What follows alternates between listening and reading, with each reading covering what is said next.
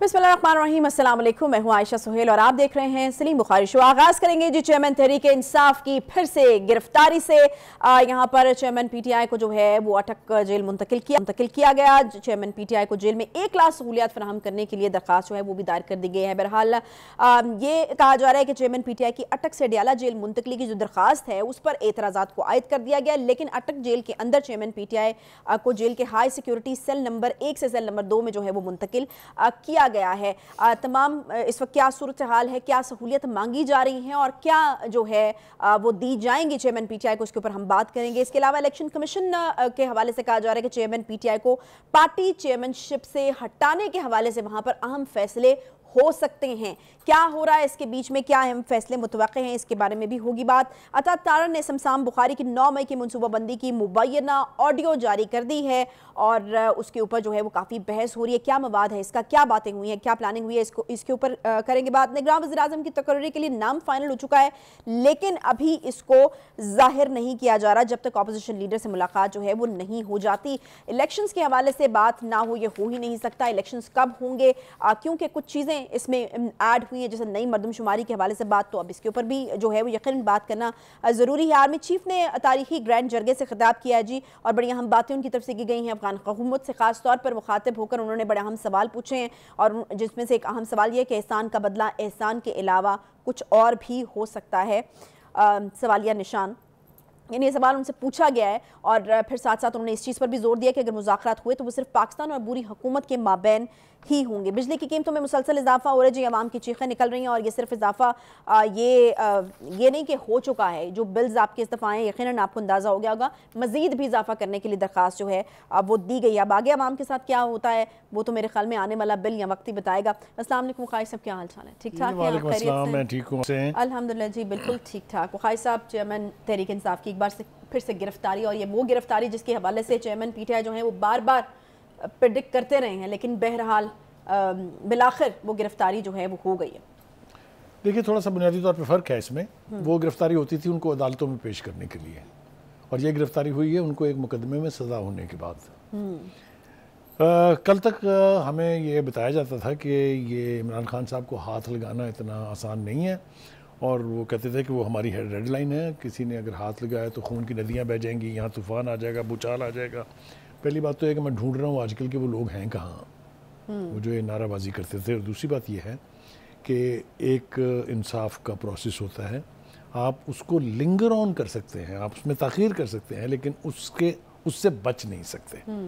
तो जैसा आपको याद होगा, मैं और आप प्रोग्राम्स में अक्सर ये कहते रहे हैं कि 3-4 मुकदमात ऐसे हैं जो बहुत ही संगीन नौयत के हैं और उसमें सज़ा का इम्कान मौजूद है। याद है आपको? ये बाकी के जो है ना, ये तो वो जिसको पंजाबी ज़बान कहते हैं शामिल वाजे के तौर पे बहुत सारे मुकदमात बनाए गए हैं। तादाद तो 150 से तजावज़ कर चुकी हुई है, लेकिन ये उन मुकदमात में से एक मुकदमा था जिसमें डिफेंस वीक था या केस स्ट्रॉन्ग था, जो मर्ज़ी कह लें आप इसको। उसमें उनको सज़ा हो गई है 3 साल की, 5 साल के लिए वो यानी नाहल हो गए हैं, और 1 लाख जुर्माना भी है, और जुर्माना नहीं देंगे तो 6 महीने की मज़ीद सज़ा भी है। देखिए, 2 बातें हैं। एक तो उनकी वकील की मुलाकात कल नहीं कराई जा सकी थी, लेकिन आज हो गई है, वो 1.25 घंटे की मुलाकात है। उसके बाद बाहर आके जो उन्होंने तासुर दिया है अपनी मुलाकात का, उससे 2 बातें वाज़ेह हो जाती हैं। एक तो ये, वो कहना चाह रहे हैं कि इमरान खान बहुत बहादुर हैं, वो कहते हैं मुझे सारी ज़िंदगी के लिए भी अगर जेल में रखें तो मैं रहूँगा, और मुझे किसी चीज़ का डर नहीं है। लेकिन दूसरी सांस में वो कहते हैं कि उनके साथ सलूक ठीक नहीं हो रहा जेल में, उनको C क्लास दी गई है, और ये कि उनको तो A क्लास मिलनी चाहिए, और दूसरी बात ये कि उनके जो बाथरूम है उसकी छत नहीं है, उसकी दीवारें नहीं हैं।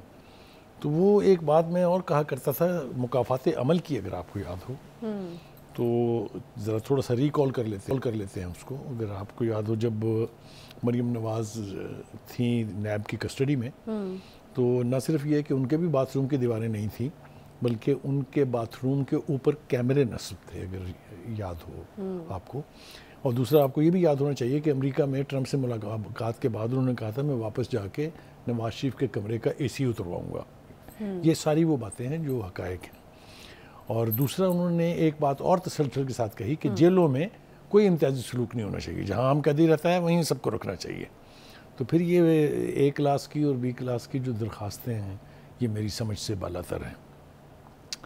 دیکھیے انہوں نے وکلاء نے کوشش کی کہ اسلام آباد ہائی کورٹ کا دروازہ کھٹکھٹائیں. وہ ان کا خیال یہ تھا کہ جو ہی وہ وہاں پہنچیں گے چیف جسٹس صاحب باہر کھڑے ہوں گے انتظار میں جس طرح پہلے ہوتا رہا ہے, لیکن ایسا نہیں ہوا ہے. پہلے تو رجسٹرار آفس نے اس پر اعتراضات لگائے ہیں اور پھر الٹیمیٹلی ان کی درخواست جو ہے وہ ایکسیپٹ ہو گئی ہے اور 10 تاریخ دی گئی ہے ہیئرنگ کے لیے. تو اس دفعہ لگتا ہے کہ جج صاحب بھی جلدی میں نہیں ہیں. تو یہ عدالت کیا فیصلہ کرے گی, عدالت سے ان کو کس قسم کا ریلیف ملے گا؟ کیا امکانات ہیں ریلیف ملنے کے, اور کیا آپ کو لگتا ہے کہ اب کیونکہ مقدمات تو بہت زیادہ ہیں, مطلب کیا یہاں پر وہ سلسلہ ہم دیکھ سکتے ہیں کہ ایک میں ریلیف ملتا ہے دوسرے میں گرفتاری؟ دیکھیے اس مقدمے میں کے ساتھ کسی اور مقدمے کو نہیں جوڑا جا سکتا کیونکہ یہ ایک سزا یافتہ مجرم کی طرف سے یہ درخواست ہوگی اور اس میں ریلیف پہلے وہ مانگیں گے کہ اس مقدمے میں ریلیف مل جائے. پہلا ضمانت ہو جائے, دوسرا اس کی پروسیڈنگ جلدی شروع ہو جائیں. لیکن یہ اختیار سارا جو ہے وہ اسلام آباد ہائی کورٹ کا ہے. وہ چاہیں تو اسے ڈیلی بنیاد پر سن سکتے ہیں, وہ چاہیں تو اس کو لنگر آن کر سکتے ہیں. یہ اب دیکھنا ہے کہ اسلام آباد ہائی کورٹ کا رویہ کیا ہوگا. لیکن یہ یاد رکھیے کہ وہاں وہی چیف جسٹس بیٹھے ہوئے ہیں جن کے اوپر عدم اعتماد کا اظہار وہ کر چکے ہیں. اس سے پہلے ریلیف لیتے رہے اسی چیف جسٹس صاحب سے. اب ان کا خیال یہ ہے کہ وہ شاید عمران خان کے مخالف ہو گئے ہیں. تو ہیونگ سیڈ دیٹ یہ معاملہ ابھی طوالت کھینچے گا. فوری طور پہ مجھے ریلیف ملتا ہوا دکھائی نہیں دیتا ہے اور نہ ہی ایسے مقدمات میں ہوتا ہے. اور ایک اور بات جو ہے وہ ان کی خواہش یہ ہے کہ ان کو ان کی مرضی کا جو ڈاکٹر ہے وہ مہیا کر دیا جائے تاکہ وہ ان کا میڈیکل چیک اپ کر سکے. میرے خیال سے حکومت اتنی کانشیس ضرور ہے کہ اس نے ہر اٹھنے والے سوال کا جواب پہلے سے تلاش کر لیا ہوا ہے. ایک تو یہ کہ انہوں نے سیل نمبر 1 سے سیل نمبر 2 میں منتقل کر دیا جہاں فیسلٹیز کیا فرق کیا ہے بہتر. وہاں گدا زمین پہ شاید بچتا تھا, اے میں یہاں پلنگ ہوگا. وہاں کوئی کرسی نہیں تھی, کوئی میز نہیں تھی. اپ گریڈ کیا گیا ہے, اپ گریڈ تو انہوں نے کر دیا ہے. دوسری بات یہ کہ انہوں نے یہ میڈیکل کے حوالے سے ایک 5 رکنی میڈیکل بورڈ بنا دیا ہے جو 24 گھنٹے اویلیبل رہے گا اٹک جیل میں. ٹھیک ہے. تو جب اتنا بڑا اہتمام کر دیا گیا ہے تو پھر کسی پرسنل فزیشین کو بلانے کی میرے خیال سے ضرورت باقی نہیں رہتی ہے. ٹھیک ہے. تو یہ ہے صورتحال اب تک کی. دیکھنا یہ ہے کہ وہ کہتے ہیں نا کہ جب اپنے اوپر آتی ہے بنتی ہے تو پتہ پھر لگتا ہے کہ کس کو کس وقت کیا تکلیف. ٹھیک ہے. اچھا بخاری صاحب, اس میں تو میرے خیال میں اب روزانہ کی بنیاد کے اوپر ڈیولپمنٹس جو ہیں وہ ہوتی رہیں گے, اس پہ ہم بات بھی بالکل کرتے رہیں گے. یہ جو صبح سے خبر گردش کر رہی ہے کہ الیکشن کمیشن نے شاید یہ جو ہے یہ فیصلہ کر لیا ہے, کرنے جا رہے ہیں کہ چیئرمین تحریک انصاف کو جو چیئرمین شپ سے جو ہے وہ ہٹا دیا جائے.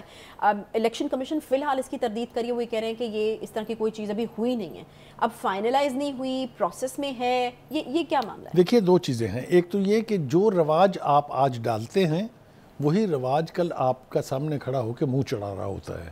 اگر آپ کو یاد ہو جب انہیں سزا ہوئی تھی نواز شریف صاحب کو تو اس کے بعد پٹیشن کی تھی ایک پی ٹی آئی کے یعنی ورکر کہہ لیں یا جو بھی ہے کہ جی نواز شریف صاحب کو ہٹایا جائے پارٹی کی صدارت سے. اور وہ الیکشن کمیشن نے اس کو انٹرٹین کیا, وہ ان کو ہٹا دیا گیا تھا انڈر دا کورٹ انسٹرکشنز. تو یہ اب بھی ہوگا, اس لیے کہ اگر ایک دفعہ پریسیڈنٹ بن گیا ہے تو اس کے اوپر عمل ہوگا. میرے خیال سے جو میری اپنی انٹرپریشن ہے وہ یہ ہے کہ اس کی تیاری کر لی گئی ہے, فائل بنا کے چیئرمین صاحب کو بھیج دی گئی ہے, لیکن فیصلہ ایز سچ نہیں ہوا ہے. میرے خیال سے کل جو اجلاس ہونا ہے الیکشن کمیشن کا اس میں یہ فیصلہ ہوگا اور اس کا اعلان بھی ہو جائے گا. صحیح ہے. اچھا 9 مئی کے حوالے سے ایک نئی ڈیولپمنٹ جو ہے اس کے اوپر بات کرنا بہت ضروری ہے. ایک نئی آڈیو لیک ہے اور وہ عطا طاہر صاحب نے شمشان بخاری سے ریلیٹڈ یہ آڈیو لیک ہے. کتنی ڈسٹرکٹیو ہے, آپ نے سنی ہوگی یقیناً. اس سادگی پہ کون نہ مر جائے خدا, کرتے ہیں قتل ہاتھ میں تلوار بھی نہیں ہے, جس کو آپ نے ایک چھوٹی سی آڈیو لیک کہا ہے. یہ اتنا خوفناک بم ہے کہ آپ تصور نہیں کر سکتے. یہ کسی غیر پی ٹی آئی کے فرد کی نہیں ہے. شمشان بخاری صاحب جو ہیں انہوں نے باقاعدہ پی ٹی آئی جوائن کی تھی. وہ آپ کو تفصیلات بتا رہے ہیں اس کور کمیٹی کی میٹنگ کی جو اس واقعے سے یعنی 9 مئی سے 3 دن پہلے ہوئی, اور پھر یہ بتا رہے ہیں کہ جب یہ واقعہ ہو گیا 9 مئی کا یعنی جب ان کی گرفتاری ہو گئی تو اس کے بعد کیا ہوا. تفصیلات اتنی خوفناک ہیں. ان کا کہنا یہ ہے جو وہ اسٹیبلش کر رہے ہیں کہ ٹوٹل فیصلہ یہ تھا کہ اگر ان کو گرفتار کیا جائے گا تو سارا احتجاج فوکسڈ ہوگا فوج کے خلاف. یہ وہ فرما رہے ہیں. انہوں نے کہا کہ جب میں نے یہ سنا تو میں تو بھاگا وہاں سے گاڑی لے کے اپنی, اور میرے ساتھ ساتھ وہ شفقت محمود صاحب جو ہیں وہ بھی گاڑی میں بیٹھے اور بھاگ لیے یہ کہہ کے کہ میں بیمار ہوں. تو کہنے کا مطلب یہ ہے کہ انہوں نے ایک اور مہر ضبط کر دی ہے اس ایشو کے اوپر کہ یہ سارا جو ہے یہ سپونٹینیس ریئیکشن نہیں تھا, یہ this was all well planned and well planned in advance. تو اس کے بعد میرے خیال سے اس کی نوعیت اور زیادہ گھمبیر ہو جاتی ہے. وہ جو مقدمات ان کے اوپر 9 مئی کے حوالے سے پی ٹی آئی چیف کے اوپر قائم ہوئے ہیں اس کے لیے اس قسم کی ایویڈنس بہت وائٹل اور بہت کروشل ہو سکتی ہے. صحیح, یعنی ایک اور اضافہ ہے ان ثبوتوں کے اندر. اچھا, نگران وزیر اعظم کا نام ہو گیا فائنل؟ دیکھیں یہ جو ہے نا بز ورڈ ہے آج کل, ایوری بڈی از گیسنگ کہ کون ہوگا. آئیے کہ ہو گیا ہے فائنل, بتا میں عرض کروں, دیکھیے ہے. جہاں تک نون لیگ کا تعلق ہے نواز شریف کو کوٹ کر کے یہ کہا جا رہا ہے کہ نواز شریف صاحب نے نام فائنل کر لیا ہے, لیکن انہوں نے اپنی پارٹی کو کہا ہے کہ جب تک لیڈر آف دا اپوزیشن سے ملاقات نہ ہو جائے وزیر اعظم کی اس وقت تک اس نام کو ظاہر نہ کیا جائے. اچھا, تو کب ہونی ہے ملاقات؟ یہ ملاقات میرے خیال سے یہ آج ہو جانی چاہیے تھی, لیکن یہ آج کل میں کسی وقت بھی ہو جائے گی. آج کل سے زیادہ ڈیلے تو obviously نہیں ہو سکتی بیکاز ٹھیک ہے وہ اسمبلی آپ نے تحلیل کرنی ہے. اس کے حوالے سے اتنے نام ہم نے اب تک سن لیے ہیں, اتنے نگران پرائم منسٹر بن چکے ہیں کہ جس کا کوئی شمار نہیں ہے. 2-3-4 ناموں کے حوالے سے تھوڑی سی گفتگو کرنا بہت ضروری ہے. ایک تو یہ کہ حفیظ شیخ صاحب جو ایک سے زیادہ دفعہ آزمائے جا چکے ہیں اور جو ہمیشہ نومینی ہوتے ہیں انٹرنیشنل فائنینشیل انسٹیٹیوشنز کے like IMF, world bank, ADB وغیرہ وغیرہ, اور ویسٹ کے, میں امریکہ خاص طور سے نہیں کہہ رہا ہوں, ان کا نام ایک مرتبہ پھر بقول رانا ثناء اللہ کے شارٹ لسٹ ہونے والے ناموں میں شامل ہے. 2 ناموں کے حوالے سے کہا جا رہا تھا نا کہ شارٹ لسٹ ہو گئے ہیں. ایک کوئی سابق جج تھے ریٹائرڈ, جی وہ جج کا نام ابھی بھی ہے. اب دیکھنا یہ ہے کہ ایک دیکھیں نا نام تو ہر طرف سے آ رہے ہیں. GDA اور MQM نے بھی اپنا امیدوار جو ہے اس کا نام کا اعلان کر دیا. وہ کہتے ہیں ٹسوری صاحب جو ہے ان کو وزیر اعظم ہونا چاہیے. اسی طریقے سے راجہ ریاض صاحب بھی کچھ نہ کچھ فائنل کر کے بیٹھے ہوں گے. ظاہر ہے وہ لیڈر آف دا اپوزیشن, انہوں نے 3 نام دینے ہیں اور کسی بھی نام کے اوپر اتفاق نہ ہونے کی صورت میں وہی ہوگا جو پنجاب میں ہوا ہے. لیکن پھر آپ نے کہا نہیں ہوگا. لیکن اس میں 2 ناموں کا اضافہ کرنا بہت ضروری ہے. اچھا, ایک تو ہے اسحاق ڈار صاحب کا. اچھا, وہ ابھی بھی ہیں؟ کریکٹ, کچھ لوگ یہ کہہ رہے ہیں کہ that can come out as a buzzword. Rana صاحب نے تو کہہ دیا کہ وہ نہیں ہے. کریکٹ, انہوں نے تو یہ کہہ دیا ہے کہ نہیں ہے, لیکن یہ نام آپ اٹھا کے پھینک نہیں سکتے ابھی. ٹھیک ہے جی, رکھ لیتے ہیں. ٹھیک ہے. تیسرا جو ہے وہ ہمارے اپنے پیارے جو ہے جو چیف منسٹر ہیں اس وقت, ان کا نام بھی ابھی تک ان حلقوں میں گردش میں ہے. تو دیکھنا یہ ہے کہ یہ الٹیمیٹلی یہ تاج کس کے سر پہ جائے گا, کیونکہ یہ میں نے تاج اس لیے کہا ہے کہ یہ 90 دن کے لیے نہیں ہے. اس پہ بھی بات کرنی ہے ہم نے. یہ 90 دن کے لیے نہیں ہے, اس کا مطلب ہے کہ الیکشن آگے, وہ تو ویسے تبھی میرے خیال میں کچھ نہ کچھ آئیڈیا ہو گیا تھا جب یہ طے ہوا تھا کہ نئی مردم شماری کے تحت اب انتخاب ہوگا. اب کتنی گنجائش ہے, مطلب آئین میں اگر دیکھا جائے تو کتنی گنجائش ہے, اور اگر اس گنجائش سے بھی آگے باتیں جاتی ہیں تو پھر اس کو کیا سمجھا جائے؟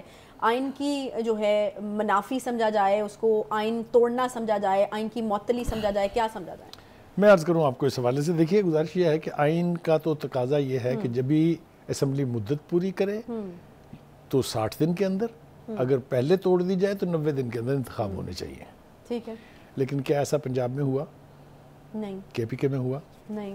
لہٰذا یہ کوئی حرف آخر یا صحیفہ نہیں ہے. نہیں, مطلب یہ تو پھر یہ ہو گیا نا کہ آئین شکنی کا ایک سلسلہ چل نکلا ہے اور بس اس کے اوپر اب ہر 2 ہفتے پہلے تک کوئی یہ تصور نہیں کر سکتا تھا کہ نئی مردم شماری کے حوالے سے الیکشن میں 4 مہینے کی تاخیر ہو جائے گی. ٹھیک, آئی نا نئی درفنتنی, اور ہوا نا الیکشن 4 مہینے کے لیے گیا نا. ٹھیک ہے. اچھا, اس کا مطلب یہ ہے کہ یہ گئے 2024 میں. کب 2024 بھی سال پورا 12 مہینے کب؟ اس کو اگر آپ میتھمیٹیکلی دیکھیں تو وہ مارچ بنتی ہے. ٹھیک ہے, لیکن اس کے بعد کیا ہوگا, اس عرصے میں کیا ہو جائے گا, یو نیور نو. اس کے بعد کا جواز آپ کو بتانا پڑے گا, ایسے نہیں ہم آپ کو جانے دیں گے. مارچ تک تو چلیں آپ نے ہمیں کہہ دیا. دیکھیے آئین کے اندر یہ آپ اس کو کاؤنٹ کریں تو مارچ تک بنتا ہے کہ نئی مردم شماری کے ساتھ, اس کے بعد کیا جواز ہے؟ ایک آئینی جواز یہ ہے کہ آپ کی اکانومی کی صورتحال اتنی گمبھیر ہو جائے کہ آپ 6 مہینے کے لیے ہر وقت یہ آپ نے مجھ سے آپشن پوچھا تو میں آپ کو آپشن سے بتاؤں گا. نئی مردم شماری کے تحت اگر نہیں ہوتے اور پرانی مردم شماری کے تحت ہوتے تو پھر یہ بھی بڑا مسنومر ہے کہ اس میں 4 مہینے لگیں گے. 4 مہینے تو لگیں گے نئی کانسٹیچوئنسیز بنانے میں. ٹھیک ہے. اس کے بعد اس کے اوپر اعتراضات آتے ہیں, اس کے خلاف اپیلیں آتی ہیں, پھر اس کی ہیئرنگ ہوتی ہے, پھر وہ سیٹل کی جاتی ہیں نئے سرے سے, پھر ووٹر لسٹ بنتی ہے, پھر اس کے اوپر اعتراض. اس کو 2 سال ڈیلے کراؤں ہے. کتنا ڈیلے ہونے جا رہے ہیں؟ دیکھیں جب آپ مجھ سے اتنا پوائنٹڈ سوال پوچھیں گی تو یہ میری ذمہ داری ہے کہ میں آپ کو اس کا مناسب جواب دوں. 2024 میں بھی الیکشن ہو رہے ہیں کہ نہیں ہو رہے؟ میں نے کہا let 2024 come and we'll see what happens. نہیں بخاری صاحب, آپ کو لگتا ہے پرسنلی اگر میں پوچھوں, آپ کو نہیں لگتا کہ الیکشن اب ہو جانے چاہیے؟ یہ الیکشن تو اب تک ہو چکے ہونے چاہیے تھے. اچھا, آپ کے مطابق مطلب اگر الیکشن کرانا ہی صرف آبجیکٹیو تھا تو وہ تو پھر ہو جانے چاہیے تھے. جب 2 اسمبلیاں ٹوٹی تھیں, ان کے 90 دن میں ہو جانے چاہیے تھے. سپریم کورٹ نے ڈیٹ دے کے بھی دیکھ لی, 14 مئی کی ڈیٹ اگر آپ کو یاد ہو. ایک حتمی فیصلہ بھی جو ہے وہ فائنل ریٹن فیصلہ جو ہے اس کا تفصیلی جاری ہو چکا ہے. اس میں ابھی تک ان کی سوئی جو ہے وہ 14 مئی پہ پھنسی ہوئی ہے, حالانکہ اس کو گزرے ہوئے کئی مہینے ہو گئے. Any way having said this, یہ میں عرض کروں آپ سے کہ ہمیں دعا کرنی چاہیے ایز پاکستانی کہ اللہ کرے کہ یہ یعنی عمل مکمل ہونے کے بعد مارچ تک یہ الیکشن ہو جائے. چلے اللہ کرے کہ ہو جائے. اور ایک اور چیز, ایک چیز جو آپ ہمیں بتاتے رہے ہیں کہ آئی ایم ایف کی وہ قسط کے حوالے سے, یا آئی ایم ایف کا جو دوبارہ سے اس کا رینیو ہوتا ہے تمام سلسلہ, آئی ایم ایف نے کہا ہوا ہے کہ ہم جو ہے وہ نگرانی دیں گے. تو یہ حفیظ شیخ صاحب کا جو نام لیا جا رہا ہے, اگر اس طرح کا کوئی بندہ نگران وزیر اعظم کے طور پہ بیٹھا ہوتا ہے تو آپ کو لگتا ہے کہ آئی ایم ایف کو بھی جو ہے وہ مولڈ کیا جا سکتا ہے, یا اگلی قسط کے لیے جو ہے ان کو منایا جا سکتا ہے, اس لیے اس طرح کا بندہ لانے کی کوشش کی جا رہی ہے؟ میں اس کو دوسری طرح سے کہوں گا. آپ نے کہہ دیا, بالکل ٹھیک کہا ہے, irrelevant نہیں ہے. لیکن میں کہوں گا کہ ایک چیز ہوتی ہے جس کو کہتے ہیں کہ کنٹینیوٹی آف پالیسیز. جو وائٹل ایریاز ہوتے ہیں آپ کی گورنمنٹ کے, ان میں جو کنٹینیوٹی ہے وہ بہت ضروری ہوتی ہے. بلکہ مجھے اچھی طرح سے یاد ہے ایک دفعہ جو مہاتیر محمد ہے ملیشیا کے, وہ تشریف لائے تھے پاکستان, تو نواز شریف صاحب وزیر اعظم تھے. تو انہوں نے کھڑے ہو کے بینکوٹ میں, اسٹیٹ بینکوٹ میں ان سے کہا کہ ہمیں انلائٹن کریں کہ آپ کیسے ایشین ٹائیگر بن گئے ہیں, ہماری بھی خواہش ہے کہ ہم ایشین ٹائیگر بنیں. تو میں ان کا جواب آپ کو دہرا دیتا ہوں, میرے خیال سے ہمارے ناظرین کے لیے بڑی دلچسپی کا باعث ہوگا. انہوں نے کہا تھا کہ آپ رجیمز بدل لیا کریں, حکومتیں بدل لیا کریں, پالیسیز نہ بدلا کریں.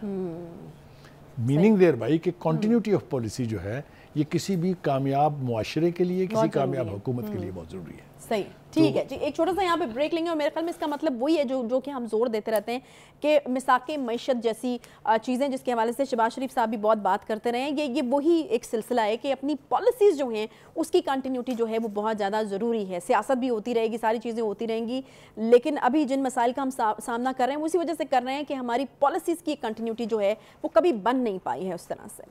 ایک چھوٹا سا بریک لیں گے, بریک کے بعد واپس آتے ہیں, ساتھ رہیے.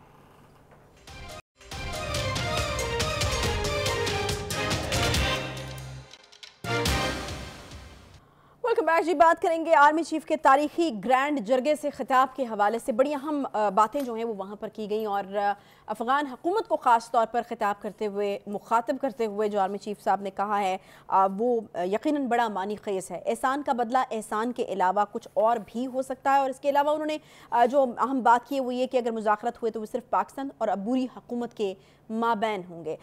ایک بڑا فرم سٹینڈ بخاری صاحب ہم اس وقت دیکھ رہے ہیں جو کہ دیا گیا آرمی چیف صاحب کی جانب سے. کس طرح سے دیکھ رہے ہیں آپ اس کو, اور یہ صورتحال جو اس وقت بنی ہوئی ہے اس سے نبردآزمہ ہونے کا یا اس کو ڈیل کرنے کا جو طریقہ اس وقت ہم دیکھ رہے ہیں, آپ کو کیا لگ رہا ہے؟ ہم ایسا کرتے ہیں کہ ہم پہلے تو یہ بات کر لیتے ہیں کہ انہوں نے کہا کیا, اور پھر اس کے بعد اپنی رائے جو ہے وہ ہم اس کے اوپر ظاہر کر دیں گے. وہ ہم یاد ہے جب میٹنگ کر رہے تھے ہم, تو ہمارے ایک ساتھی نے کہا کہ آج ایسے لگتا ہے سیاں کچھ زیادہ ہی بول گئے ہیں. تو یقینی طور پہ ان کا جو خطاب تھا قبائلی جرگے سے, جو کہ بڑا تاریخی جرگہ ہوتا ہے وہاں جس علاقے میں وہ تھے, وہاں قبائلی عمائدین ہوتے ہیں, اس میں انہوں نے بہت ساری باتیں کی ہیں ایسی جس میں ہر بات کا بہت بڑا ایک مطلب ہے, اس کے پیچھے ایک پوری تاریخ ہے, ایک میسج ہے. میرے خیال سے ہم سٹیپ بائی سٹیپ اگر چلیں تو پہلی بات تو یہ کہ انہوں نے کہا کہ دنیا کی کوئی طاقت پاکستان کا کچھ نہیں کر سکتی, اور اس کو جسٹیفائی کرنے کے لیے انہوں نے یہ کہا کہ چونکہ پاکستان دوسری ریاست ہے جو اسلام کے نام پہ بنی، پہلی ریاست مدینہ تھی اور دوسری پاکستان، اس لیے بھی اس کا کوئی دنیا کی طاقت کچھ نہیں بگاڑ سکتی. ٹھیک ہو گیا. پھر اس کے بعد وہ ایک اور قدم آگے بڑھتے ہیں اور یہ کہتے ہیں کہ دہشت گردوں کے پاس ریاست کے سامنے سر تسلیم خم کرنے کے علاوہ کوئی چارہ نہیں ہے. یعنی وہ ان کو بتا رہے ہیں کہ اگر آپ کا خیال یہ ہے کہ آپ دہشت گردی کر کے پاکستان میں قتل غارت گری کر کے ہمیں گھٹنے ٹیکنے پہ مجبور کر دیں گے تو یہ بھول جائیں. گھٹنے تو آپ کو ٹیکنے پڑیں گے، چونکہ آپ نہ حکومت ہیں، نہ ریاست ہیں، نہ ہی کوئی ڈسپلنڈ گروپ ہیں. آپ ایک جتھا ہیں، آپ ایک گروہ ہیں. چلیے جناب اس سے آگے چلتے ہیں. انہوں نے افغانستان کی حکومت کو ڈائریکٹلی مخاطب کر کے کہا کہ ہم نے تو آپ پر احسان کیے ہیں، ہم نے آپ کی حکومت کے انسٹال ہونے میں فیسیلیٹیشن کی. آپ کو یاد ہوگا ہمارے ڈی جی آئی صاحب اس وقت کے اس دن وہاں موجود تھے. لیکن کیا احسان کا بدلہ احسان کے علاوہ کچھ اور بھی ہو سکتا ہے؟ کیا وہ یہ رہے ہیں کہ آپ کی طرف سے جو دہشت گردی ہو رہی ہے، جس کو سپانسر کیا جا رہا ہے، یہ اس احسان کا بدلہ نہیں ہے جو ہم نے آپ پر کیا تھا؟ تو میں سمجھتا ہوں کہ یہ براہ راست افغانستان کی حکومت کو پہلی دفعہ ایڈریس کیا ہے کسی نے، اور یہ کہا ہے کہ اس دہشت گردی کے آپ ذمہ دار ہیں، اس کو آپ روکیں. آگے چلیے جناب. پھر وہ یہ کہتے ہیں کہ وہ لوگ جو امن کو برباد کرنا چاہتے ہیں وہ ہم میں سے نہیں ہیں. اور اس کے ساتھ ہی اسی سانس میں وہ کہتے ہیں کہ فوج، سیکورٹی کے تمام ادارے اور عوام ایک ہیں. یہ تین گروپ نہیں ہیں، تین گروہ نہیں ہیں، یہ سارے ایک ہیں. یعنی ایز اے ریاست، ایز اے قوم، ایز اے ملک ہم ایک ہیں. یہ بھی بہت بڑا میسج ہے. اور دوسری بات یہ کہ وہ یہ کہتے ہیں کہ اگر مذاکرات ہوں گے، اگر ہمیں مذاکرات کرنے پڑیں گے تو وہ ہم کریں گے افغانستان کی عبوری حکومت کے ساتھ. ہم جتھوں سے اور گروہوں سے بات چیت نہیں کریں گے. یہ بھی ایک بڑا واضح پیغام ہے ان یعنی ذرائع کی طرف جو یہ سمجھتے ہیں کہ پاکستان کو ٹی ٹی پی کے ساتھ بیٹھ کے مذاکرات کرنے چاہیے. میرا خیال ہے تھوڑا سا ہم اپنی رائے کی طرف آ جاتے ہیں. دیکھیے ایک بات تو یہ ہے کہ جہاں کہیں بھی اس قسم کی کیفیت ہوتی ہے، ایک بنیادی کام یہ ہے کہ آپ ان لوگوں کے ساتھ انگیج کریں. ہم نے امریکہ کی خوشنودی کے لیے بہت سے افغان گروپوں کو کہہ لیجئے، بہت سے افغان ٹرائبز کو کہہ لیجئے، ان کو اپنا دشمن بنا لیا. اس میں تو کوئی دو رائے نہیں ہے. اس کے لیے ایک لمبی بحث کے لیے میں تیار ہوں کہ ہم سے بھی غلطیاں ہوئی ہیں، ہم نے بھی غلطیاں کی ہیں. ہم نے کبھی تو انٹرنیشنل وار آن ٹیرر کے حوالے سے انہی طالبان، انہی ٹی ٹی پی کے لوگوں کے خلاف آپریشنز کیے ہیں، ایکشنز کیے ہیں. لیکن ہیونگ سیڈ دیٹ یہ سب کچھ ہوا، ہم تسلیم کرتے ہیں. انگیج کرنے کی کوشش بھی ہوئی، ایسا نہیں ہوا کہ انگیج نہیں کیا گیا. اگر آپ کو یاد ہو ریاست پاکستان اور پاکستان کی آرمڈ فورسز کی قیادت نے ٹی ٹی پی کے ساتھ باقاعدہ سیریز آف مذاکرات کیے کابل میں، لیکن وہ الٹیمیٹلی ناکام ہو گئے. ہم نے ان سے کہا کہ آپ اسلحہ پھینک دیں، ہتھیار پھینک دیں، اور پاکستان کے آئین کے ساتھ حلف دیں کہ آپ اس کے ساتھ لوئل ہیں، آئیے ہم آپ کو لے جاتے ہیں. انہوں نے یہ بات نہیں مانی. وہ اگر یہ بنیادی ریکوائرمنٹ بھی پوری نہیں کریں گے تو ان کی اونرشپ کیسے لی جا سکتی ہے. لیکن ہیونگ سیڈ دیٹ کوئی شخص یہ نہیں کہہ سکتا کہ مذاکرات نہیں ہونے چاہیے، مذاکرات ہونے چاہیے، لیکن اس کے لیے دوسری طرف جو ہے اس کو بھی ایک ڈسپلنڈ، ایک آرگنائز طریقے سے اپنے آپ کو پیش کرنا ہوگا، تبھی مذاکرات کی بات ہو سکتی ہے. کہ یعنی جو حکومت تھی پی ٹی آئی کی کے پی کے میں، اس نے دیکھ لیا کر کے پاکستان کے مذاکرات ختم ہونے کے باوجود انہوں نے جاری رکھے، لیکن نتیجہ وہی صفر کا صفر.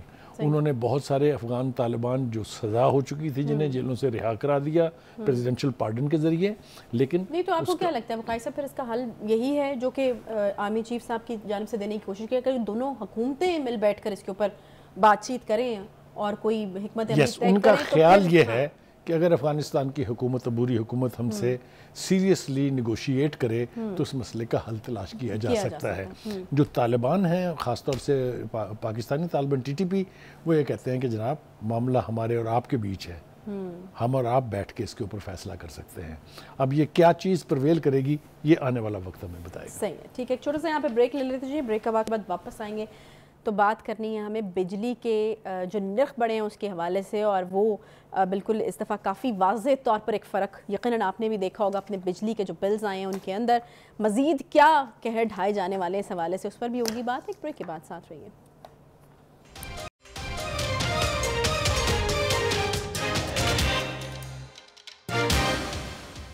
Welcome back. بریک کے بعد ایک بار پھر سے خوش آمدید کہتے ہیں. وفاقی حکومت کی جانب سے بجلی کی قیمتوں میں مسلسل اضافہ ایک تو کر بھی دیا گیا, اور مسلسل اس لیے میں کہہ رہی ہوں کیونکہ اضافہ رک نہیں رہا بلکہ ہو بھی رہا ہے. گھریلو صارفین کو اوسطاً فی یونٹ جو ہیں وہ 69 روپے کی بلند ترین سطح پر یہ پہنچ گیا ہے.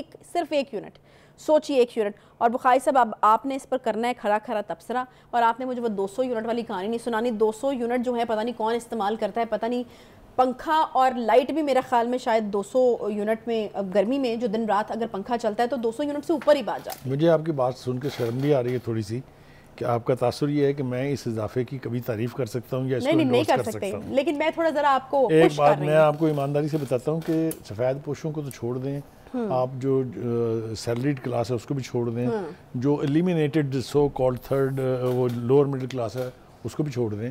ہم جیسے لوگ جو ہیں جب باہر سے بل اٹھاتے ہیں نا تو ہاتھ کانپ رہے ہوتے ہیں, بیوی کے بھی میرے بھی. تو اس سے آپ اندازہ لگا لیں کہ وہ جو سیلریڈ کلاس ہے اس کے ساتھ کیا ہوتی ہوگی. مجھے بتائیں کہ جو بندہ 25,000 کی نوکری کر رہا ہے اور اس کا بجلی کا بل 15,000 آ گیا, وہ کیا کھائے گا, کیا بچوں کی بیماری, بچوں کی تعلیم, بچوں کے خرچے, وہ کرے گا کیا؟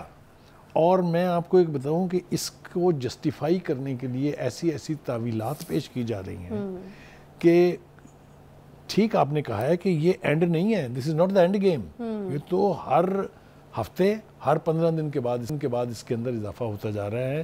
مجھے جس بات کی سمجھ نہیں آتی وہ یہ ہے کہ کوئی بھی حکومت یہ افورڈ نہیں کر سکتی, چاہے وہ سٹنگ حکومت ہے, چاہے وہ جانے والی حکومت ہے, چاہے وہ اگلے الیکشن میں کنٹیسٹ کرنے والے لوگ ہیں, کہ وہ اتنا ہائی رسک لے سکتے ہیں کہ عوام الناس کی چیخیں نکلوانے کے بعد, ان کی سانسیں روکنے کے بعد وہ کیسے توقع کریں گے کہ ان کو کوئی ووٹ دے گا. میری اس بات سمجھ سے بالکل بالا تر ہے. میں آپ کو بتا رہا ہوں یہ ہو چکا ہوا ہے اس ملک میں.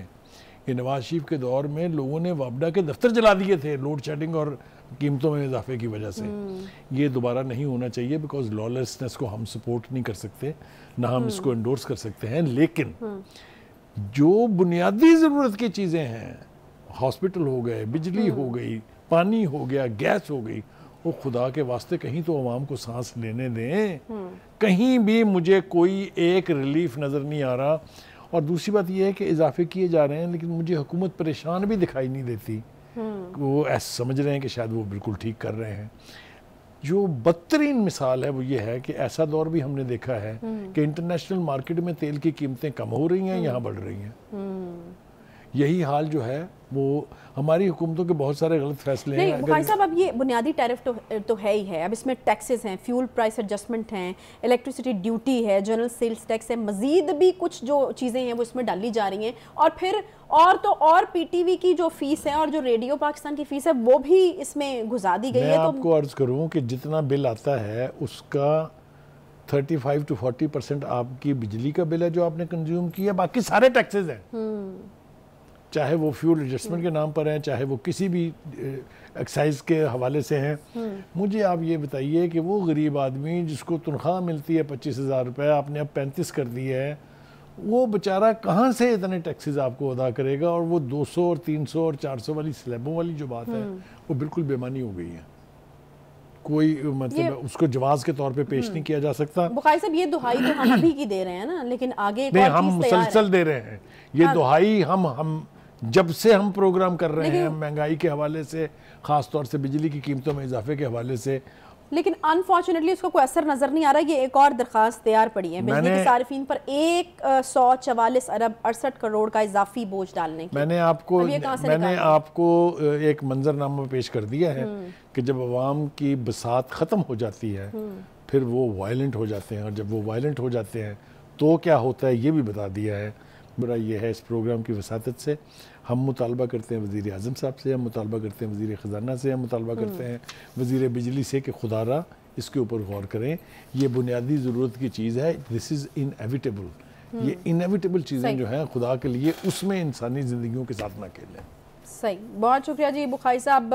یقیناً بڑی انفارچونیٹ قسم کی بات ہے, مسلسل بجلی کے بلوں میں اضافہ, عوام جو ہیں ان کو کسی طرح سے کسی طرف سے بھی کوئی ریلیف ملتا ہوا نظر نہیں آ رہا, بلکہ مزید اضافی بوجھ جو ہے ان کے اوپر ڈالا جا رہا ہے. اللہ کرے کہ ہدایت جو ہے وہ ہمارے حکمرانوں کو آ جائے اور عوام کے بارے میں بھی وہ سوچیں. اس کے ساتھ ہی پروگرام کا وقت یہاں پر ختم ہوتا ہے. انشاءاللہ آپ سے کل ملاقات ہوگی. خیال رکھیں اپنا. اللہ حافظ.